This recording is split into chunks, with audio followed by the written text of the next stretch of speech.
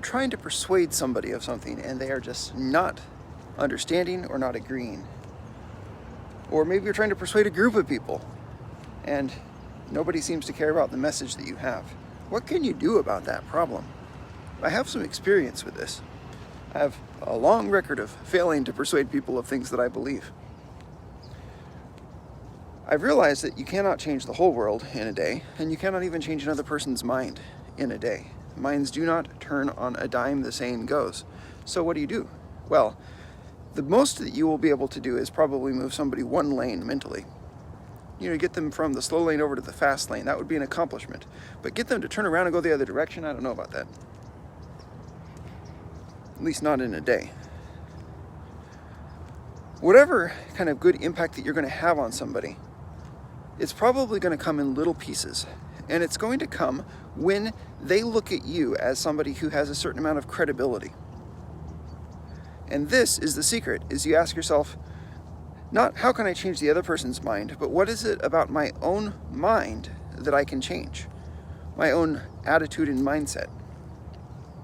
I think that's an important angle on this persuasion goal. This, how do I bring a message to other people and help them? Well, what can you do first to help yourself and to change yourself? I want you to imagine that you are like a well, and that well is full of water. And so that when people come to it, it will be full and there will be plenty for them. The message here that I want you to take away is that there's got to be something inside you that's worth coming to. You've got to fill your emotional and intellectual well. We know about this from the book of Proverbs. This is what it says in Proverbs 4:23. Above all else, guard your heart, for everything you do flows from it. Now here's what I would propose. If you have found that you're not able to persuade other people, and that is a pattern, the thing to start with is to ask, what level of emotional health do I have? And am I bringing to the table here? Because if you are not emotionally healthy yourself, you're going to fixate on the things that are causing you pain. And that is going to come out in your communication. Now, we have to talk about some things that cause us pain. In fact, there'd be no reason to communicate if we didn't have a problem that we're trying to solve. But here's the point is, what are you feeling like emotionally? And how is your feeling coming into your communication?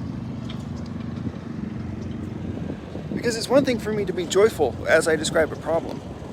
It's another thing altogether for me to be conflicted and suffering while I describe a problem. Attend to your own emotional health, and I think that will improve your ability to communicate strategically and to communicate compellingly. So that's just an idea taken from the Proverbs, taken from common sense and experience. Attend to your own emotional health and make sure that you're transferring the kind of energy that you want to transfer. Make sure that you're positioning yourself in the mind of your hearer the way that you want to be positioned. Are you the kind of person that they would care about and that they would want to pay attention to?